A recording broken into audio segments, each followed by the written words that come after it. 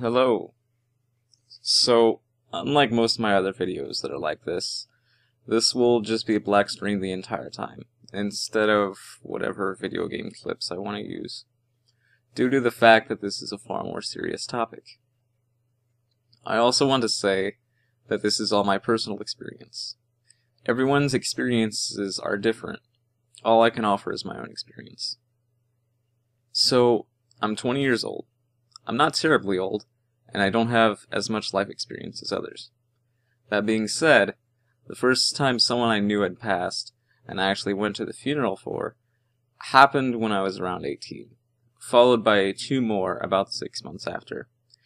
Even though I wasn't very close to them, being there at the funeral, knowing it's the end, it's saddening. It takes something out of you. Even harder than that, especially if you weren't that close to them, is seeing all their family and friends breaking down. And you know there isn't much you can offer them. Much later, just a few months before I turned 20, the closest person in the world to me, my best friend, my father, passed.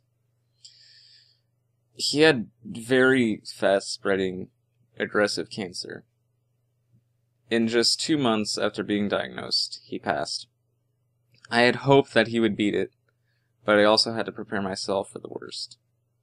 And there is no preparing for that. I thought about it. I thought I was ready for it, but there's just no way to be prepared for it.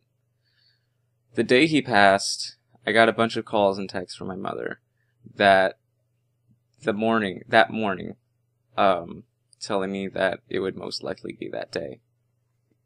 I rushed to get ready to leave and saw that someone was parked behind me, so I just started running to the hospital. After about 20 minutes, someone picked me up. During this whole time, I had time to try and reflect and prepare myself for it. I was mostly okay. I arrived at the hospital, and a friend of mine and my dad's was there in the hallway.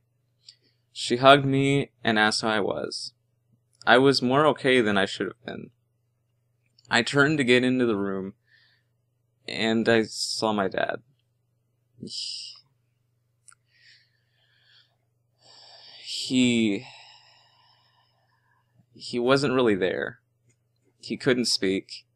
We weren't positive if he could even hear us. He had changed so much.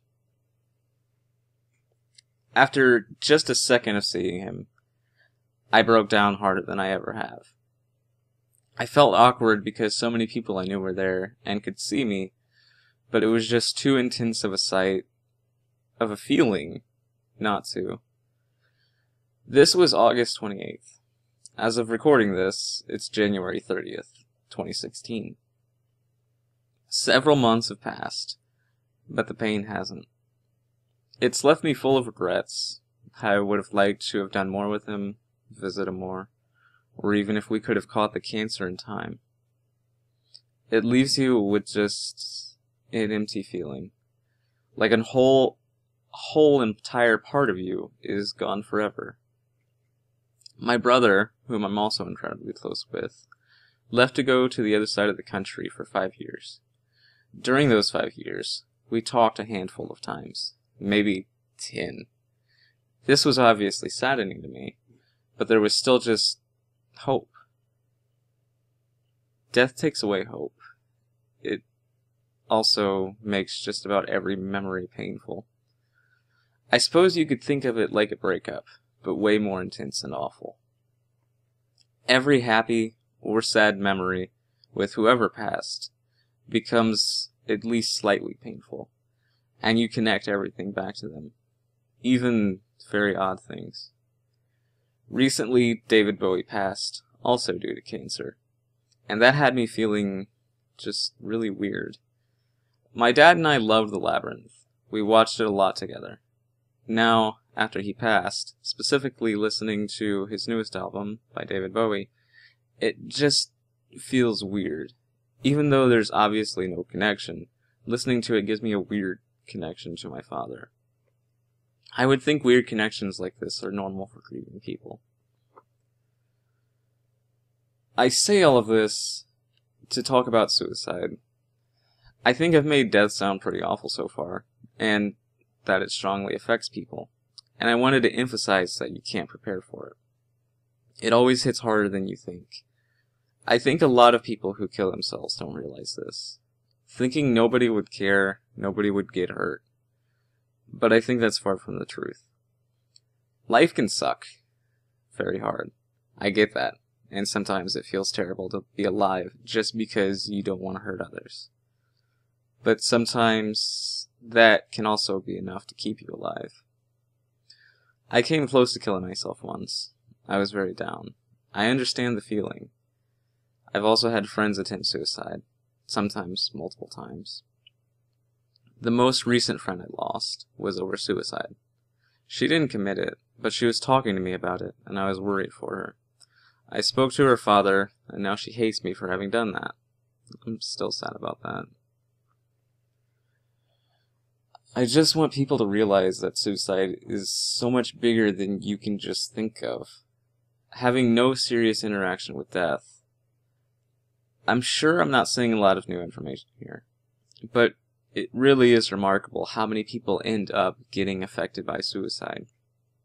It doesn't matter what you think, or how few it would affect, because you will always be wrong.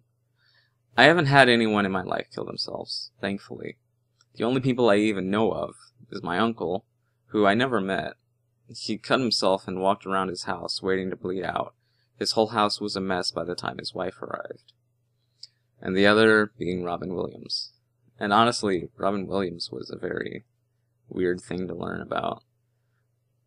After watching World's Greatest Dad, one of my favorite movies, now, obviously he was acting in the movie, but the entire movie was about how big of a loss he suffered from his son killing himself, and how suicide is a permanent solution to temporary problems.